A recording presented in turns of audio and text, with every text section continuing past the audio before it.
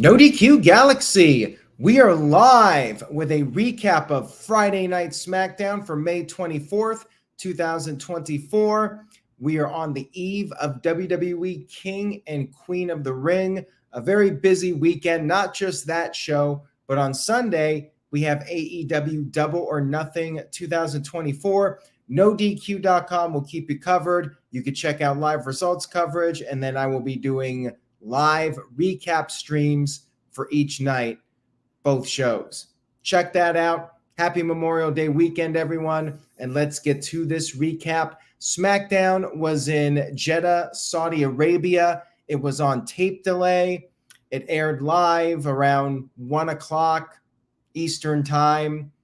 And it did air on the Fox network at 8 o'clock Eastern in the United States. Let's get to the recap. We kicked off the show with the semifinal match for the women's tournament, Queen of the Ring, Bianca Belair versus Nia Jax. Lyra Valkyria, who won the semifinal match on the Raw side, she was at ringside. Bianca Belair was not 100%. She was limping around the ring. She was selling her knee throughout the match.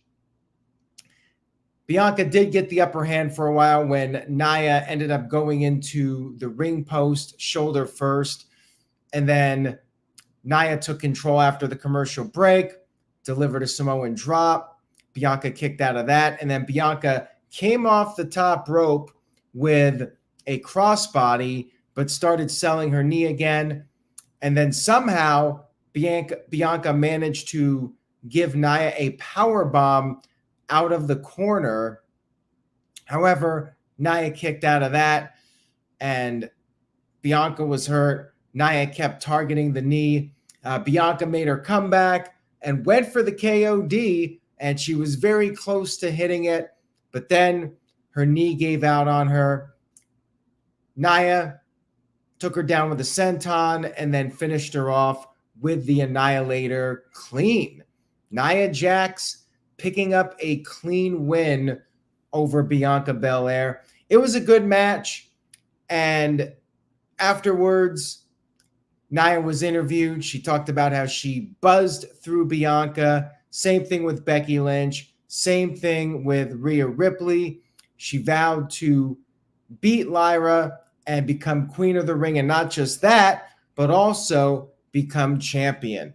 Now, the other day, either Wednesday or Thursday, Triple H confirmed that the winners of the tournaments will earn championship opportunities at SummerSlam, which I am a big fan of. If we're not getting the one-night tournaments, I miss those.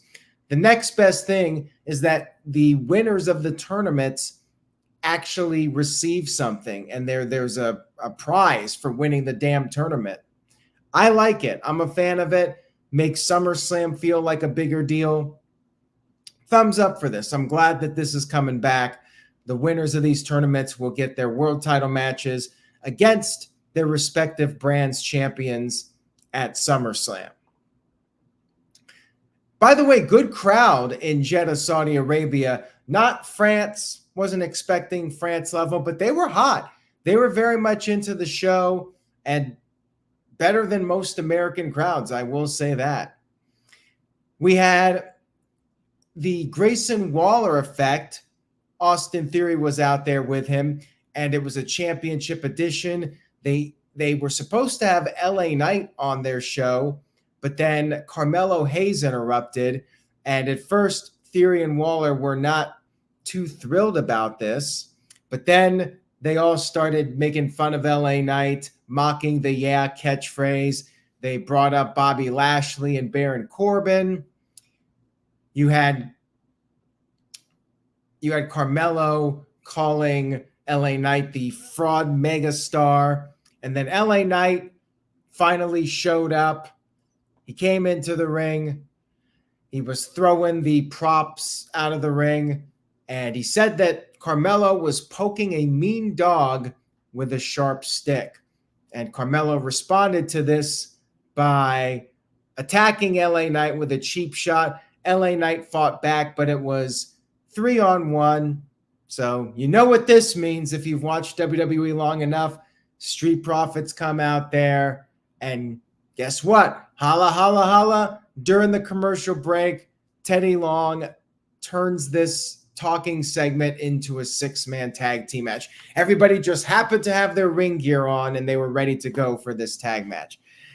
For those of you that have followed my channel for a while, you know I'm not a big fan of these types of segments. And to Triple H's credit, he hasn't done them in a long time, but brought it back this week.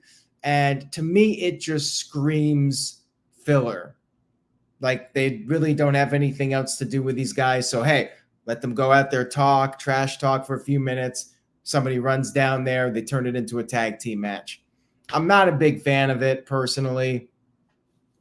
But before we get to the match, they did show a Blair Davenport video package. Hopefully they actually have a plan for her and they're not just twiddling their thumbs. And also Bianca Belair was backstage. Her knee was iced up, and she said she took her knee to the limit. You had Candice LeRae and Indy Hartwell mocking her for losing, and then they took off when Bianca's tag team partner Jade Cargill showed up. It was confirmed that there will be a tag team title match, Bianca and Jade against Candice LeRae and Indy Hartwell in a pre-show match. And to respond to this, thoughts on it, I'm like, whatever. It's totally unnecessary. I feel like they just need to get Bianca and Jade on the show in some capacity, but yeah, it's a throwaway match. Obviously, no title change. So, whatever.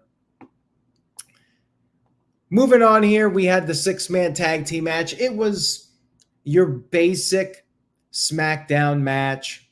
Nothing to it. Bad guys had control for a while. Then there's the hot tag. LA Knight comes in, does his moves. Things broke down. Knight hit Waller with the BFT, and then he went outside and took out Carmelo Hayes. Ford had tagged in. Ford came off the top with the frog splash and picked up the 1-2-3 victory. Time filler. Not much else to say about it. And then we had footage shown from the kickoff. They had a kickoff event, I believe, on Thursday. And the main point of interest here was that Logan Paul gave up his brass knuckles to Michael Cole and said he was going to beat Cody Rhodes clean. They did announce SummerSlam 2026 coming to Minneapolis, Minnesota, which I am very interested in the timing of this announcement. That's over 2 years away. When has WWE ever announced a SummerSlam 2 years in advance? Now, of course, Minneapolis was rumored for WrestleMania 41, and Las Vegas ended up getting it instead. So maybe it's, hey, let's make good. We'll do something with Minneapolis, but not WrestleMania.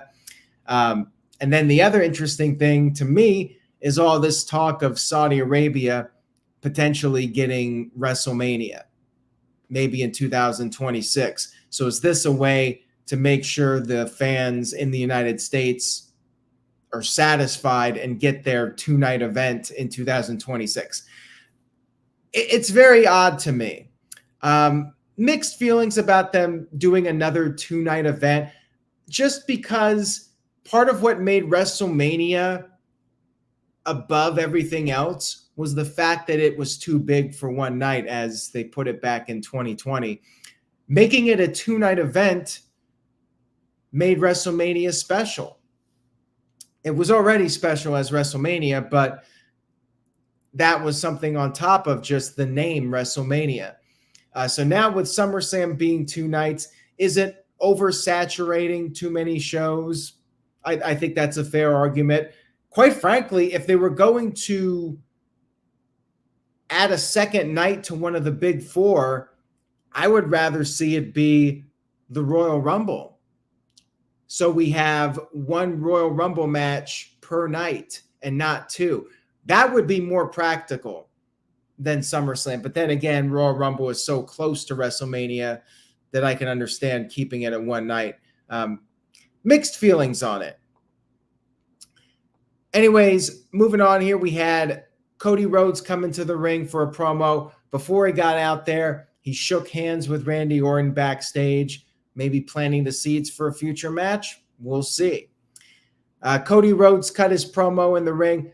Crowd was singing his song. They were very hot in Saudi Arabia. But before Cody could even talk, we had an interruption from Logan Paul. And Logan Paul, once again, gave his word he's not going to use brass knuckles. But Cody called him a scared little kid, a YouTuber pretending to be a professional wrestler. And he said that he doesn't really believe Logan, that Logan is hiding another set of knuckles. Logan said he's not a liar. And then Cody proposed that the referee check Logan. Logan agreed, but only if Cody got checked first.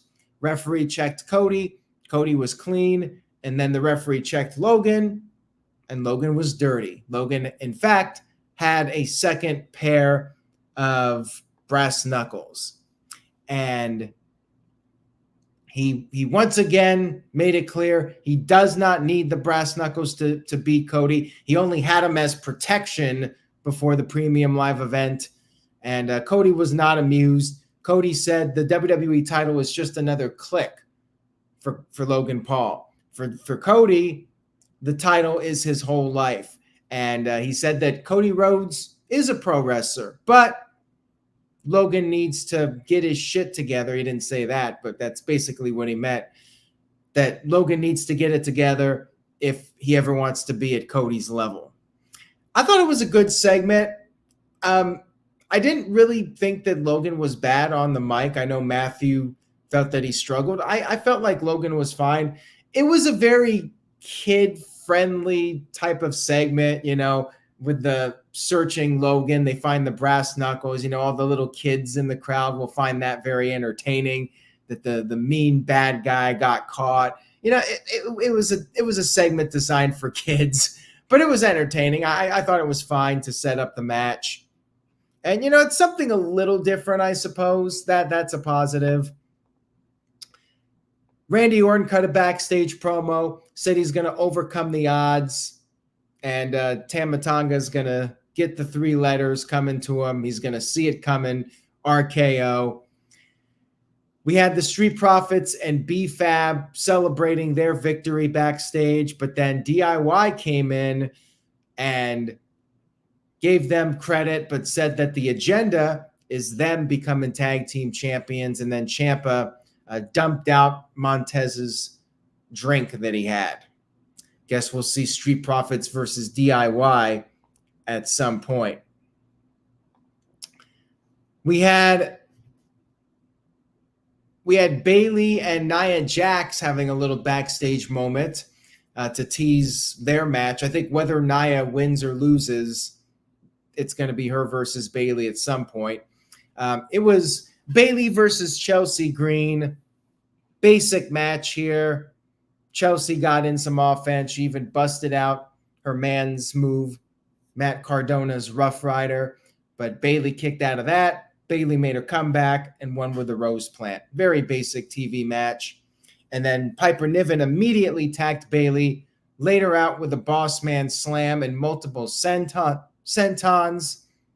Looks like we'll be seeing Piper versus Bayley at some point next week, or probably not on a premium live event. Although, now that I think about it, Clash at the Castle, yeah, that'll be where Piper gets her opportunity, which is interesting to me. Makes me think Nia's getting the title match at SummerSlam, although we also have Money in the Bank. But yeah, Piper's not winning it either. She's another filler opponent. I don't see Bayley losing her title until SummerSlam at the earliest, if not later. We had AJ Styles backstage with Nick Aldis, and Styles brought up how he was 1 second away from beating Cody and Randy Orton in those matches over the past few weeks. He wants one more chance at the title. He needs it. Nick Aldis said he likes AJ personally, but professionally, he cannot do it. He said Styles has to earn it, and that takes time. And Styles said he doesn't have time. And Aldis said there's nothing he can do to help him. This was interesting. This feels like a tease that AJ Styles is going to retire. And we'll see where it goes. Is this a babyface turn for AJ Styles? Is he going to drop that awful music he's been using? Is Nick Aldis going to wrestle? I mean, I'm intrigued by it. I'll say that much. We had an Andrade video package, and then we had Legado del Fantasma reacting to it, and it looks like maybe Santos Escobar feels that whatever issues they had, bygones should be bygones. Backstage, Paul Heyman brought up to Solo Sikoa that Tonga Loa could not be brought into Saudi Arabia. They're so dangerous. Tonga Loa is so dangerous, he cannot get into the country. And Solo made it clear that Paul Heyman needs to fix any problems they have. And Tama Tonga came in. He said that Paul Heyman will find out that a new king is coming to the bloodline by orders of the tribal chief. So the plot continues to thicken with that. And then we had our main event match, Randy Orton versus Tama Tonga, King of the Ring semifinal. Crowd was singing Randy Orton's theme song again. Great stuff here. Very hot crowd, like I said. And it was another basic TV match. You had Gunther there at ringside. Tonga was going right after Randy Orton. They fought on the outside, and Orton got sent into the steps. Orton was selling his knee. They kind of did the same gimmick that they did in the first match with Bianca. Bianca was selling her knee. Randy Orton is selling his knee. And then Orton made his comeback. He went for the eyes. Veteran move there. Slammed Tama Tonga on both announce tables. Got him back in the ring. Was going for the RKO. But then Solo Sikoa got on the apron. Randy Orton knocked him off. Tama Tonga rolled up Orton. Orton managed to kick out and then hit the RKO for the 1-2-3 victory. Tama Tonga with his first loss. I'm a little surprised they didn't have Kevin Owens come out and cost Tama Tonga. It was about as clean of a win as Randy Orton could get here. And then after the match was over, Solo Sikoa attacked Orton, but then Kevin Owens ran out there and made the save. Randy Orton and Kevin Owens stood tall as Gunther looked on from the ringside area. All in all, it was an okay SmackDown. It was basically a filler show. I think the Saudi Arabia crowd was very hot and they added to it. No real great match on the show and no real memorable angle. I probably go with a C+ for this SmackDown. It was skippable. You know, the six-man tag was filler. The Bayley match was filler. There were a few little interesting teases for the future. But I would say if you missed the SmackDown episode, you really didn't miss all that much. C+. It was all right. Figured I would do the recap since we're on the eve of King and Queen of the Ring and there were some significant results coming out of the show. But yeah, it was not the most memorable SmackDown. I'll just say that much. So thank you guys for tuning in. And again, NoDQ.com will have you covered with the King and Queen of the Ring and Double or Nothing events. NoDQ.com for all that. I will be back after the WWE show, so that will be 4 o'clock, somewhere in that ballpark, 4 o'clock Eastern. I'll be right here on the channel for the live recap. Tune in for that. Buy a shirt, NoDQ.com/merch, and I will see you all next time.